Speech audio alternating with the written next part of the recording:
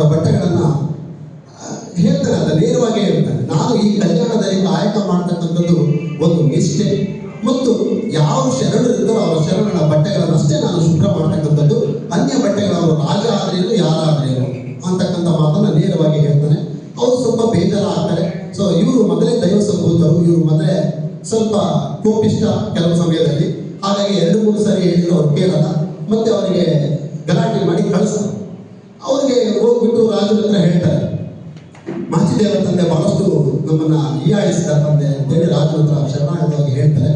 ಅಯ್ಯೋ ಇದೆಲ್ಲ ಇಷ್ಟು ಮಟ್ಟಿಗೆ ಇದೆಯಾ ಮಾಚಿ ತಂದೆ ಅಂತೇಳಿ ಮತ್ತೆ ಬೇರೆ ಸೈನಿಕರನ್ನ ಮತ್ತೆ ಕಳಿಸ್ತಾರೆ. ಅವನ್ನ ಒದ್ದು ಹೇಳ್ಕೊಂಡು ಬನ್ನಿ ಅಂತೇಳಿ. ಅವರಲ್ಲಿರ್ತಕ್ಕಂಥವ್ರು ಕುಂಡ್ರು ಎಲ್ಲ ಇರ್ತಾರೆ, ಅಂತ ಸೈನ್ಯನೇ ಕಳಿಸ್ತಾರೆ. ಸೊ ಅವರು ಬಂದು ಅದೇ ಮಾಚಿ ತಂದೆನ ಮತ್ತೆ ಭೇಟಿ ಅಂತಾರೆ, ಆಗಲಿಲ್ಲ.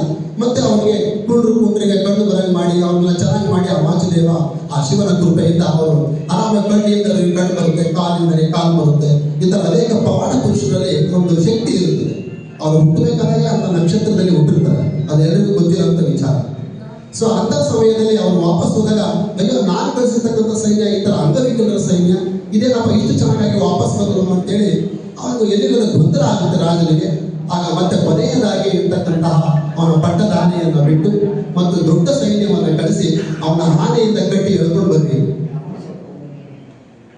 ಅವನನ್ನ ಕರ್ಕೊಂಡು ಬರ್ರಿ ಅಂತೇಳಿ ಆಜ್ಞೆ ಮಾಡ್ತಾನೆ. ರಾಜ ಆಜ್ಞೆನ ಯಾರು ಮೀರಂಗಿರಲ್ಲ.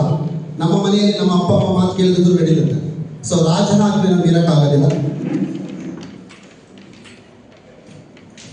ಹಾಗಾಗಿ ಮನುಷ್ಯ ಇದ್ದಾಗ ಅವನೇನ ಜ್ಞಾಪಿಸ್ತಾರೆ. ಒಬ್ಬರು ಮಾಡಿದ ಕೆಲಸಗಳಿಂದ ಇವತ್ತು ಆ ಮಾಧ್ಯಮದಲ್ಲಿ ಬದುಕಿದ್ದೇನೆಂದ್ರೆ ತಪ್ಪಾಗಲ್ಲ. ಹಾಗೆ ಮನುಷ್ಯನ ಜೀವನದಲ್ಲಿ ನಾವೇನಾದ್ರೂ ಸಾಧಿಸ್ಬೇಕಂದ್ರೆ ಸಾಧಿಸಿ ತೋರಿಸಿದಾಗ ಅವನು ಇರಲಿ ಅವನ ಹೆಸರು ಶಾಶ್ವತವಾಗಿರ್ತದೆ. ಇಂಥ ಒಂದು ಸಂದರ್ಭದಲ್ಲಿ ಕರ್ನಾಟಕ ರಾಜ್ಯ ಸರ್ಕಾರ ಎಲ್ಲ ಜಾತಿ ಧರ್ಮಗಳಿಗೆ ಎಲ್ಲ ದೇವತೆಗಳನ್ನು ಸದಾನಂದನೆ ಮಾಡಬೇಕಂತ ಒಂದು ತೀರ್ಮಾನದಿಂದ ಇವತ್ತು ಫೆಬ್ರವರಿ 1ನೇ ನಿಗದಿ ಮಾಡಿ ನಮ್ಮ ಜಯಂತಿಯನ್ನು ಆಚರಿಸುತ್ತೆ. ಈ ಸುಸಂದರ್ಭದಲ್ಲಿ ನಾನು ಏನ್ ಕೇಳ್ತಿದ್ದೇನೆ ಅಂದ್ರೆ, ನಮ್ಮ ಮಡಿವಾಳದ ಬಂಧುಗಳು ಇಂದಿನ ಕಾರ್ಯಕ್ರಮವನ್ನು ಮಾಡಿಲ್ಲ ಅಂತ ಹೇಳಿದ್ರೆ ಇನ್ನೂ ಮಾಡ್ತಾ ಇದ್ದಾರೆ ಪಾಪ. ಯಾಕಂದ್ರೆ ಇಂಥ ಒಂದು ನಮ್ಮ ಜನಾಂಗದ ಬಂಧುಗಳಿಗೆ ವಿದ್ಯಾಭ್ಯಾಸದ ಕೊರತೆ ಇದೆ, ಮತ್ತೆ ನಮ್ಗೆ ಯಾವುದೇ ಸ್ಕಾಲರ್ಶಿಪ್ ಬರ್ತಾ ಇಲ್ಲ. ಹಾಗಾಗಿ ಇಂಥ ಒಂದು ನಮ್ಮ ಇವ್ರು ಹೇಳಿದಾಗ ಮುತ್ತವರು ಹೇಳಿದಂಗೆ ಸಮಾಜದಲ್ಲಿರ್ತಕ್ಕಂಥ ಅಭಿವೃದ್ಧಿಗಳನ್ನು ತಿದ್ದಂಥ ಕೆಲಸ, ಜೊತೆಗೆ ವಚನ ಸಾಹಿತ್ಯವನ್ನು ರಚಿಸಿದಂಥ ಕೆಲಸ, ಜೊತೆಗೆ ಆ ಒಂದು ಮಡಿವಾಳ ಜನಾಂಗದಲ್ಲಿ ಹುಟ್ಟಿ ತನ್ನ ಕಾಯಕದ ಮುಖಾಂತರ, ವಚನ ಸಾಹಿತ್ಯದ ಮುಖಾಂತರ ಆಗಿನ ಸಿಗ್ತಕ್ಕಂಥ ಒಂದು ಅನಿಷ್ಟ ಪದ್ಧತಿಗಳು, ಏನು ತೊಂದರೆಗಳು, ಅವ್ಯವಸ್ಥೆಗಳಿತ್ತು, ಬಸವಣ್ಣನವರ ಆದಿಯಾಗಿ ಆ ಒಂದು 12ನೇ ಶತಮಾನ ಏನಿದೆ ಶರಣರ ಒಳದಲ್ಲಿ ಇವರು ಕೂಡ ಪ್ರಮುಖರಾಗ್ತಾರೆ. ಈಗಾಗಲೇ ಅವರ ಜನ್ಮ ವೃತ್ತಾಂತವನ್ನು, ಅವರ ವಿಶೇಷತೆಯನ್ನು, ಅವರು ಯಾವ ರೀತಿಯಾದ ಬದುಕನ್ನು ಬದುಕಿದ್ರು, ಯಾವ ರೀತಿಯಾಗಿ ವಿಚಾರವಾದಿಗಳಾಗಿದ್ರು, ಎಲ್ಲ ಅಂಶಗಳನ್ನು ಮುತ್ತುರಾಜರವರೇ ಸಮಯನ ತಗೊಂಡ್ಬಿಟ್ಟು ಇವರಿಗೆ ಹೇಳಿದ್ದಾರೆ. ಹಾಗಾಗಿ ನಾನೆಲ್ಲ ಮತ್ತೆ ನಾನು ಹೇಳಿ ಹೋಗಲ್ಲ. ಅಂತ ಒಂದು ಮಹಾತ್ಮರು ಈಗಾಗಲೇ ನೋಡಿ ಬಹಳಷ್ಟು ಒಂದು ಅರಸತನ ಮೇಲೆಲ್ಲ ಅಗಸತನ ಕೀಳಲ್ಲ, ಅದರ ಬಗ್ಗೆ ಒಂದು ನಿದರ್ಶನವನ್ನು ಕೂಡ ಹೇಳಿದ್ದಾರೆ.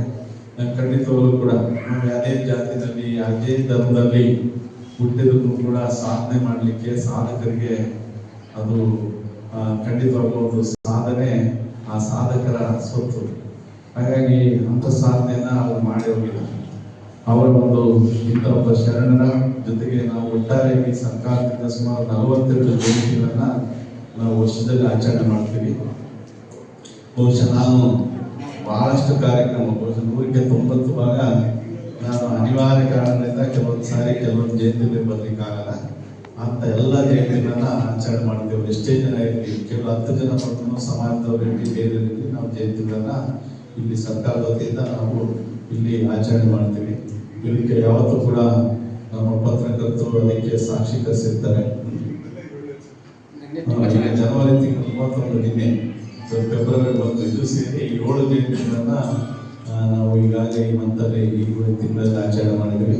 ಈಗಾಗಲೇ ಇವತ್ತೇನು ಇದಕ್ಕೆ ಪೂರ್ವವಾಗಿ ನಾವು ಇವತ್ತು ಮಾಚಿದೇವರ ಒಂದು ಜಯಂತಿಯನ್ನ ಆಚರಣೆ ಮಾಡ್ತೀವಿ. ಈಗಾಗಲೇ ಎಲ್ಲ ವಿಷಯಗಳನ್ನ ನಾವು ಈಗಾಗಲೇ ತಿಳಿದುಕೊಂಡಿದ್ದೀವಿ.